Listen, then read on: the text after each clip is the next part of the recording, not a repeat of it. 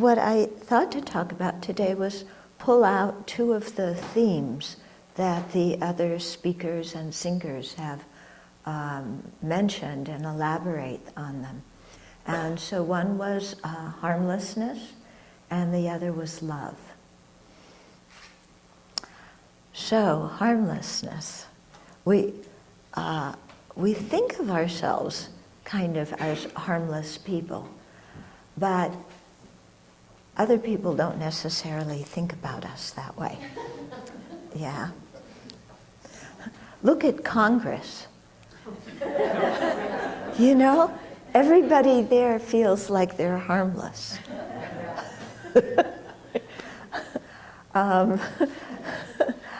But to see if we're really harmless, we have to look at our motivation, yeah, and what is motivating our actions.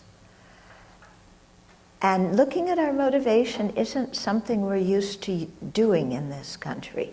We're used to thinking about how we look. We're used to figuring out how to get our way. But we're not used to sitting quietly and asking ourselves, why am I doing what I'm doing? And is my motivation really harmless? Is my motivation really one of love? Yeah. So this is some homework we have to do. Mm-hmm. Because the harmfulness comes out quite easily. You know, especially under the influence of our self-centeredness. Yeah? Anybody here self-centered? Yeah? This is kind of a universal problem we have, isn't it? Yeah, so we always think of ourselves first and foremost, as if our own happiness were the happiness that the entire world should pay attention to. Yeah, the happiness of our friends comes next, but our happiness is first. And the happiness of the people we don't like, we wish that they don't have any. Okay, so we just go to church on Sunday and sing about love, but in our daily life, we box people into friends and strangers and enemies and harm some and benefit others and love some and hate others. Yeah. So, you know, when we're not aware of what's going on in our mind and our true motivation, things get really skewed very quickly. Don't you think? Yeah. So especially, like I said, under the influence of this mind that thinks my happiness is the most important. Mm. And this is a very sneaky mind. Yeah, we can become people pleasers, and somebody read something today or sung something about how we may choose to benefit a lot of people or go around pleasing a lot of people. But just pleasing others isn't necessarily having a good motivation, because we can please others not because we really care about them, but because we want them to like us, or because we want to have a good reputation. And those are basically self-centered motivations, aren't they? They're not really caring if we please somebody. We want to please them so that we get something.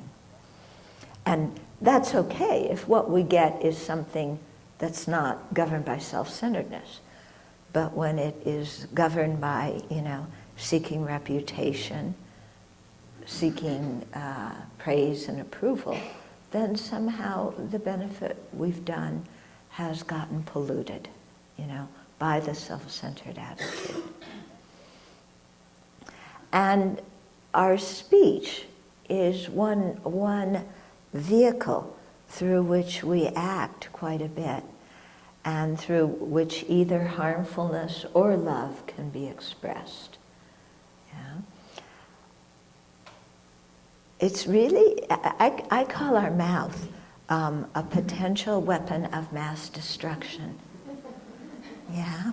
There weren't any in Iraq, but we walk around with one all day long. Okay. Because you remember the little chant we used to do in grammar school? Sticks and stones can break my bones, but words can never hurt me. And you wondered who in the world made that up, because it certainly wasn't true. Yeah. Words can hurt more than sticks and stones. Yeah. And so we really need to take care of how we speak, what we say, when we say, and what is motivating our speech. Okay? So there's 4 kinds of speech to talk about here. The first one is lying versus telling the truth. Yeah, so we're all taught not to lie as little kids. Yeah, and we think other people's lies are really awful. But our lies are benefiting the other person in some way, aren't they?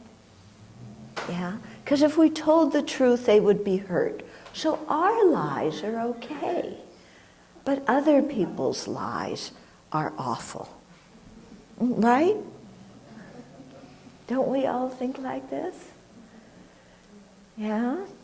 But when we look, why is it that we lie? Well, sometimes we want to appear better than we are. We want reputation or praise. Again, a self-centered motivation.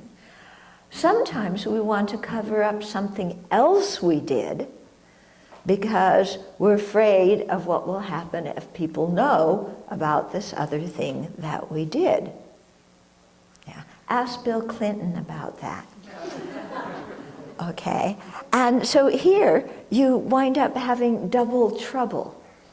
The original action that we did, that we don't feel so good about, but we don't fully want to confess and make amends for it. So we lie and cover it up and justify it and, all the other psychological things that we do to try and make it okay, but without ever believing it to be okay in our own hearts. And then, of course, lie about it to other people, and that doesn't do much good, because people usually figure out when we're lying. Yeah? They usually, they can guess it. Also, when you lie, it's really difficult to keep track of what you said to who. Yeah? And to be consistent in our story. It becomes very confusing. I never was a very good liar because I couldn't always remember what I told different people. Yeah. So lying is one way that our speech becomes harmful, not only to other people because it breaks trust, but it also becomes harmful to ourselves because we cover up things that it would be much healthier for our own psychological and spiritual well-being if we just admitted and made amends for them. Okay. The second speech thing that we often do is create disharmony with our speech. Yeah. So this happens a lot in workplaces. We're jealous of one person, so we talk badly about them behind their back to other people in the office and gang up on them. Yeah, we thought we all graduated from middle school, where we learned this wonderful skill of trashing other people behind their backs. But somehow, as adults, this still lingers on in us, doesn't it? Yeah. And we have this strange idea that, like if somebody hurts me or offends me or insults me, then rather than go to that person and work out whatever issue it is that needs to be worked out, I go and I talk to everybody else around to get them all on my side against that other person. Because that other person is jerk number one. Yeah? So I go to all my friends and tell them how awful jerk number one was. And of course, my friends agree with me. Otherwise, they wouldn't be my friends. And then they get riled up about what this jerk has done. And we all gang up on them in the name of being righteous. Because after all, we're right and others are wrong. And it's as simple as that, isn't it?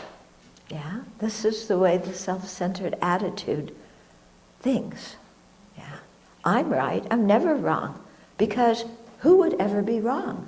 I would never think anything wrong.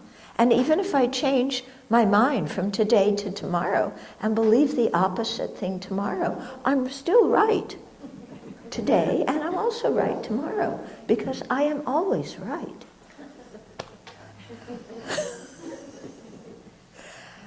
Okay? So this thing of creating disharmony behind the other people's backs, it happens not only in workplaces, it happens in families, doesn't it? Yeah. Doesn't it? So right before, we're coming into, Thanksgiving and Christmas. So before all the family dinners, we have to gossip about all the horrible things our other family members have done, so that we can have a lovely Thanksgiving dinner together. Yeah? So, this thing of creating disharmony by our speech, again, something really to be attentive to, because it harms others, clearly, but it also harms ourselves. Because I don't know about you, but when I'm with somebody who speaks poorly about somebody else behind that other person's back, then there's a red flag that goes off for me, an alarm that says, don't get too close to this person, because sooner or later they will criticize you behind your back too. Okay? So when we become habituated with speaking behind other people's back, it also impedes our friendships with people. Yeah. So again, as with lying, it breaks trust. It makes trusting others difficult. And of course, that influences our own well-being when people don't trust us. Another thing we do with our speech is harsh speech. Yeah. Where we yell and scream and throw things, or when we become ice cold and don't speak. Okay? So some of us are imploders and some of us are exploders. It's just different ways of using speech. Yeah, we either shut down and refuse to communicate, or we let the person know what they've done wrong for the last 15 lifetimes. Yeah.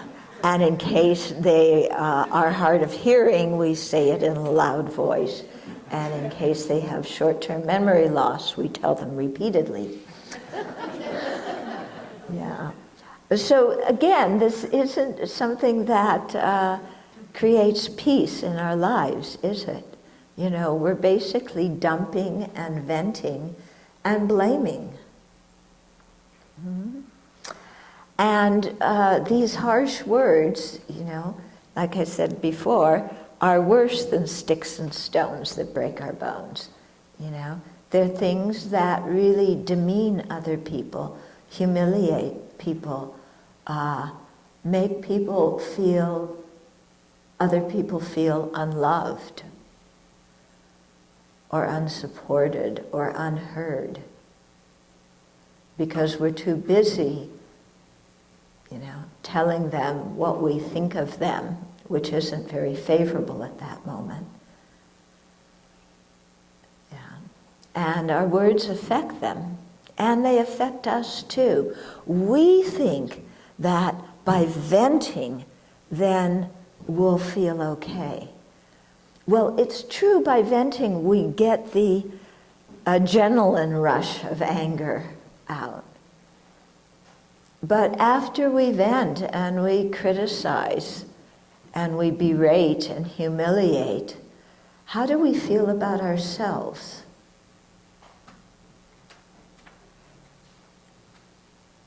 Yeah, that's the question, How do we feel about ourselves after we've used this weapon of mass destruction to destroy somebody else's self-esteem or somebody else's feeling of security in the world? Yeah. So what I'm getting at is, whenever we hurt others, actually we're hurting ourselves. Yeah. Our harmful deeds affect others, they affect ourselves. Yeah. And then another thing, this is the last one. Yeah, sure.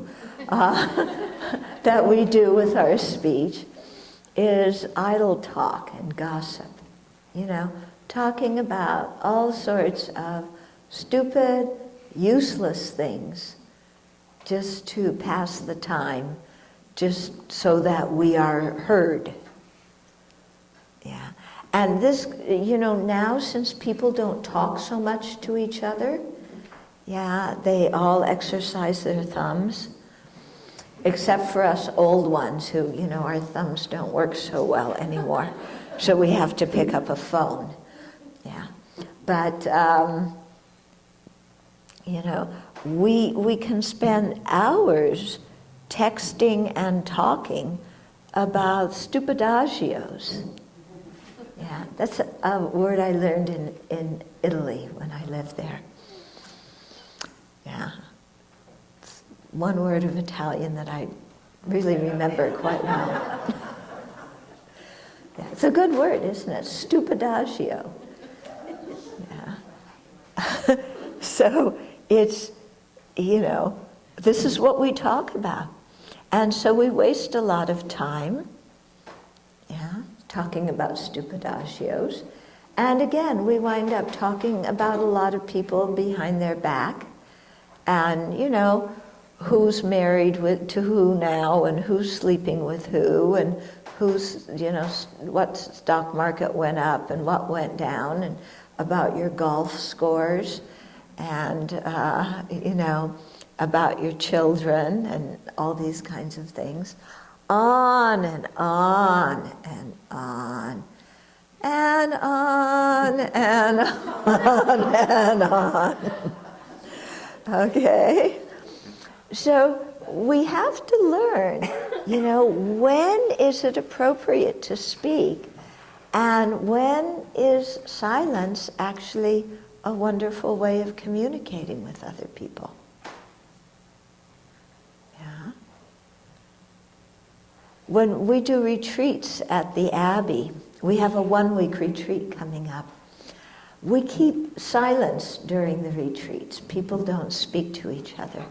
And at the beginning, on people's first retreats, they're a little bit nervous because some people grew up in families where silence meant that there was going to be an explosion pretty soon.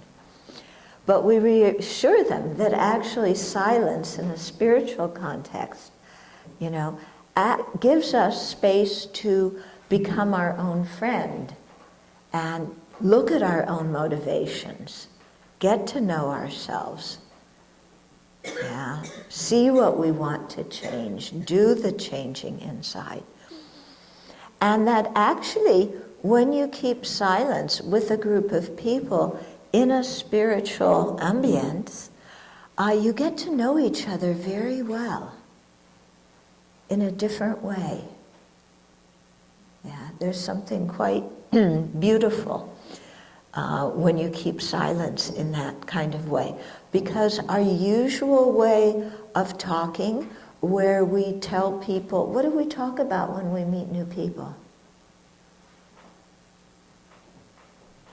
What did you talk about? Ourselves. Yeah. This is who I am. This is what I like. This is what I don't like. This is how I've been abused, because everybody's been abused. You know, the word's lost meaning nowadays. And we tell them all about me. That is, when we can get a word in, because they're telling us all about them. But the point is, we're creating an identity. Yeah? We're making up an identity and presenting ourselves as that identity. And that limits us in many, many respects. Yeah? When we can go into a situation very fresh, yeah, without taking all of our identities and likes and dislikes with us, then we can become very open to what's going on and very open to the other people. Okay? So, just to sum up here, what we want to look at, what we specialize today, is ways of speaking, you know, lying versus being truthful and owning up to things, using our speech to create disharmony versus using our speech to create harmony. Yeah, because it's wonderful, you know, really try doing this. Speaking to help people who are not harmonious become harmonious. Yeah. If you practice it, it's really beautiful. Yeah. It's a wonderful way to communicate with other people, to bring people together. Yeah. And similarly, instead of harsh words, try praising people. And not just praise like, oh, you're a good person, but really tell the other person what behavior they did that you really appreciate, or what quality they have, and how it influences you in a good way. Yeah. So you might give yourself a little homework assignment every day to praise 5 people, either in front of them or behind their back. Yeah? It's really a wonderful practice, because when we can train ourselves to see others' good qualities, our own heart is happy and full and joyful. When we train ourselves just to criticize and put other people down, you know, we're making the world look very harsh and ugly to ourselves. Okay? And then also we talked about idle talk versus learning when to speak and when to be silent, and what to speak about. Yeah. What can we talk about so that we can really connect with people?